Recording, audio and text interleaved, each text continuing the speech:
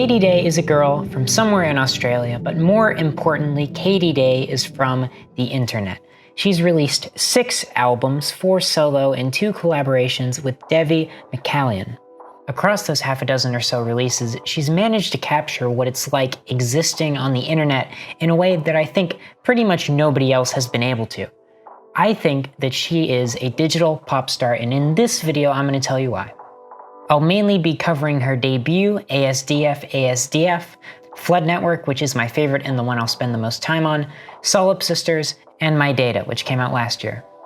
The 2 she's done with Devi are great albums, especially Magic Firebrain, and they're also pretty important in her discography. They're just not going to be main topics.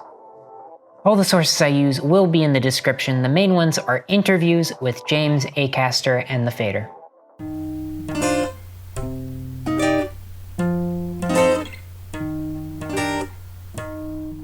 Katie's been making music since she was a kid, but she released her first album in 2015 on Orchid Tapes. Orchid was a pretty big deal in the whole bedroom pop scene that popped up in the mid-2010s. They had artists like Alex G and Elvis Depressedly. One of the members of the latter band was actually the one that recommended Katie's music that she had been posting on her blog to the label owner. So early in her career, she was sort of lumped in with that whole genre, and while I don't think the label was incorrect as it is pop made in a bedroom, I don't think it sounds like much else in that genre, in part because of the production. It's also a cut above most bedroom pop in terms of quality, but that's just my opinion. Anyways, astif, yes I am gonna call it that from now on, and no, you cannot stop me. It's kind of a strange way to debut. A lot of artists, especially indie artists, feel the need to make a grand statement for their entrance into music that they'll never again live up to. On the other hand, astif sort of comes off as low effort on a glance. You got the title, which is just keyboard gibberish. It's also only 20 minutes long at 7 songs, and you got the cryptic cover, which is Katie behind who knows how many image filters.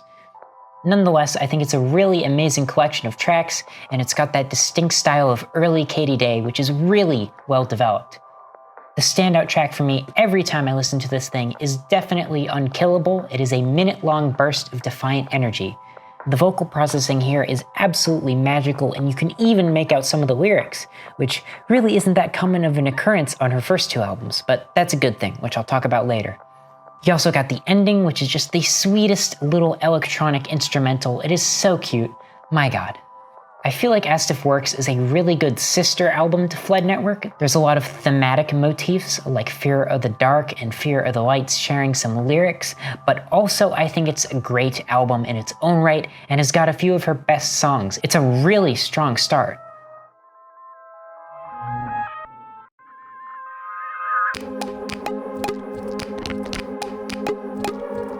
Flood Network was her second album, and it was recorded over the course of about a year from 2015 to 2016. I've got more information about the making of this album compared to Astif pretty much entirely thanks to Katie's interview with James Acaster.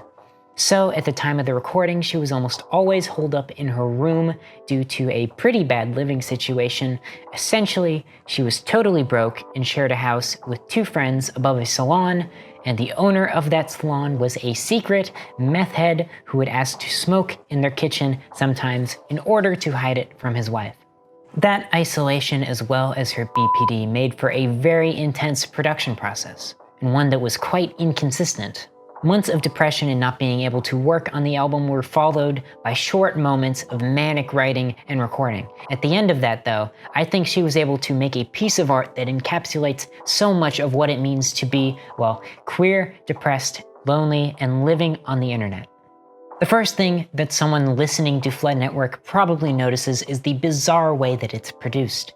All of the songs started their lives as acoustic singer-songwriter with guitar-type deals, but Katie obviously worked her magic until they were something else entirely. The guitars are distorted and strange, the vocals are super processed just like in her previous work, and usually fairly deep in the mix, and there's always just a ton of stuff going on in the background. Those bizarre soundscapes are pretty essential for the way the album flows together. Each track is followed by an interlude that is just titled F1, F2, F3, etc. They range from 30 seconds to 3 minutes in length. The shorter ones serve to bridge two titled songs together, although the longer ones are songs in their own right. I didn't actually realize just how important the F tracks are for this album until I tested how it would sound listening without them, and it was so much more disjointed. This album is structured a lot like a journey. It's super cohesive, and taking out some of the steps is obviously going to make it sound not right. The unconventional production isn't just a cool aesthetic choice, it plays into a lot of the themes of the album in a very pivotal way. When you look at the lyrics, you start to understand why. The lyrics are fairly similar to those on Astif, as previously mentioned. There's some quoting of Fear of the Dark on Fear of the Light. Both of the songs seem to center on abuse and the scars it leaves. Almost all of the lyrics retain the cryptic writing style, except for one track in particular, Frailty. Frailty might be the most direct song in terms of storytelling that Katie's released so far, though maybe some of her newer songs come close in that regard. The song is about getting kicked out by her parents, finding a cheap place to live. She even mentions what the rent price was, $4,223 annually. The person she's renting from starts to violate her privacy, so she begins to retreat inward, and then, well, actually, I'm not really sure what the rest of the song says. The only way I know the lyrics on Flood Network are through the uploads of it on Joy Void's YouTube channel, but most of the lines in the second verse are redacted in the description for Frailty. It's essentially one part of the album that's just gonna remain a mystery more than likely, and I honestly think that's really cool. There's a lot of parts of Flood Network that are distorted, whether it be the cover, the singing, the music videos, even the promotional photos that her label used all obscured her in some way. I think that the reason for this is because it's a defense mechanism, one that's very digital. One of the biggest parts of growing up on the internet is distorting your identity. You can be anonymous, you can change your name, your profile picture, your bio, pretty much every aspect of how you're perceived. Distortion is something that I've done pretty extensively on this channel. In every single video I've made, if I'm on camera, there will be some sort of bizarre filter or drawing over my face. Now, the internet is not always going to be like that, like it or not, but still an entire generation of people were able to find themselves online through that distortion, especially queer people. The reason there's been such a large increase in the number of trans people over these past few years is not because kids are being indoctrinated into trans ideology. No, it's partially because when you give people the opportunity to be whatever they want to be online, people will make some discoveries about themselves and the way they want to live their real lives. There's also the aspect of being able to use the internet as an escape from real life, whether it be because of illness, mental or physical, abusive situations, disability, or your meth head landlord smoking in your kitchen, for example. Again, it's an experience particularly common to queer individuals. I am far from the only person who came out to people on the internet before any people in my real life. With that being said though, after 2020, it's actually a much more universal experience than before. Because of the fact that quarantine halted a lot of people's real lives for a good long time, the only thing a lot of people had was the internet.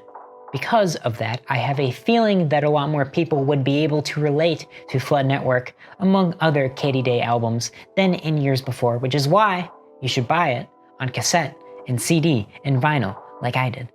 Speaking more on a personal level, I first listened to this album literally 1 or 2 days after I had started questioning my own gender for the first time, a couple months before quarantine last year. That was a process very much influenced by the internet, so it immediately struck a chord with me. Now, about a year into my transition, as well as a year into isolation, definitely hits a lot harder.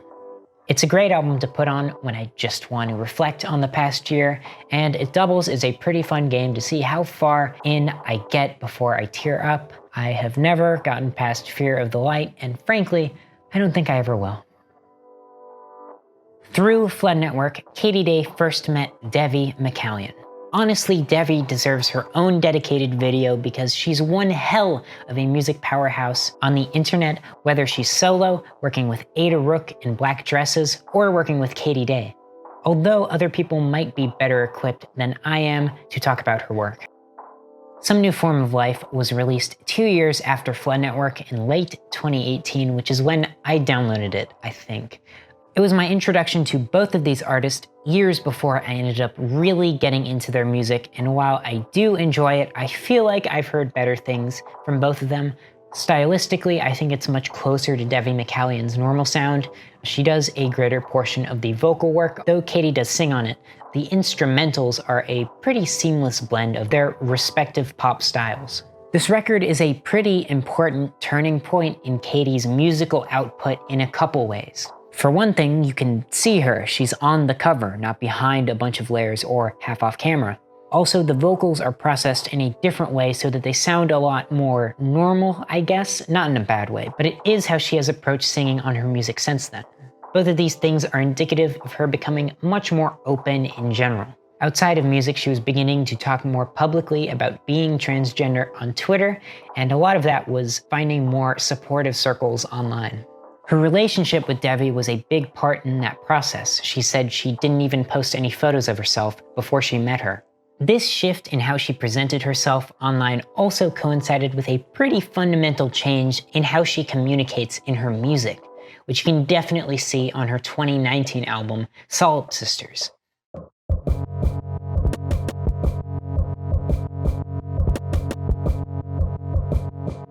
A lot about this album is quite different from Flood Network.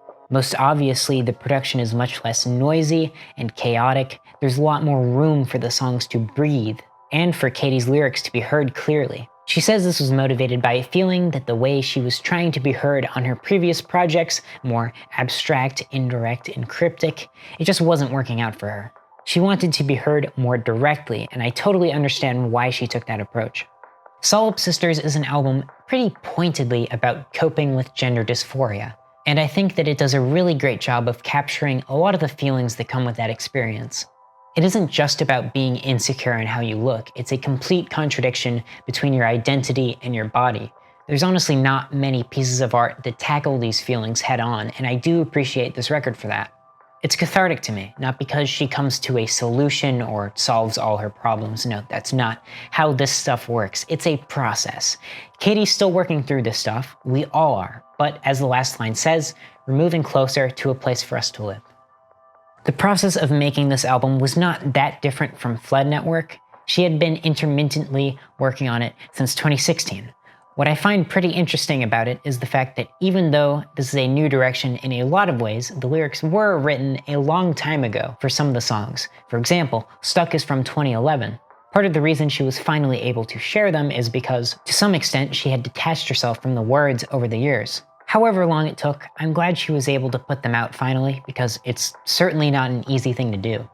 Especially when the only way you have of communicating them, your voice, is partially responsible for the distress it brings.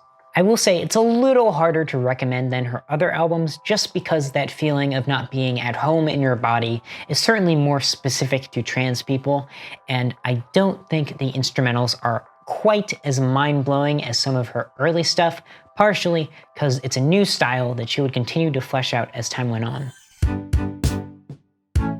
2020 was a pretty big year for Katie's music. She released her fourth solo album, My Data, as well as a second collaboration with Devi, who was also having a pretty big year, titled Magic Firebrain, but I'll touch on that in a little bit.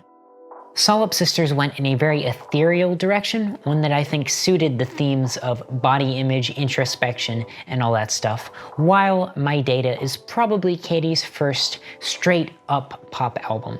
And it's all about being in love on the internet, or rather, in her words, it's about being gay on the computer. Even though it's probably her most accessible album, it still has a lot of the interesting soundscapes that she manages to create on her other albums. The one that stands out the most in my mind is Always Loving, which is this really powerful instrumental on the second half of the album that builds up on this piano melody and morphs into this romantic anthem. For the most part, I think a lot of the earworms for this album come in the first half, especially the opening three. The second half is much more emotionally potent with some devastating slow jams like Bearing and Data, the closer. I don't know all that much about the creation of this album because she didn't do any interviews. There's still time though, Katie, hit me up. But from what I can tell, a lot of these tracks were originally on various artist compilations that she contributed to and were later reworked because they fit the theme of relationships. Now, the whole concept of this album doesn't hit me quite as personally as her other work, although I do heavily sympathize with the cyber lesbian hustle, but I do enjoy the way that she tackles it. There really isn't that much music out there that's explicitly about relationships on the internet, romantic or otherwise. It's all the more appropriate after a year like 2020 when online relationships became the only option for a lot of people. That actually might be the reason this album got a bit more immediate traction in the indie sphere, that and the more pop-oriented sound. A big part of what makes Katy Day's music important to me as well as people like me is the fact that there's not that many people writing songs about things that she's writing about, and hardly anybody else that's doing it as well.